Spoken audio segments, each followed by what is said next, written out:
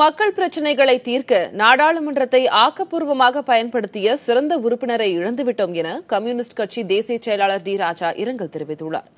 Marxist communist கட்சியின் மூத்த தலைவரான சோம்நாத் சாட்டர்ஜியின் மறைவு குறித்து அவர் இவ்வாறு தெரிவித்தார்.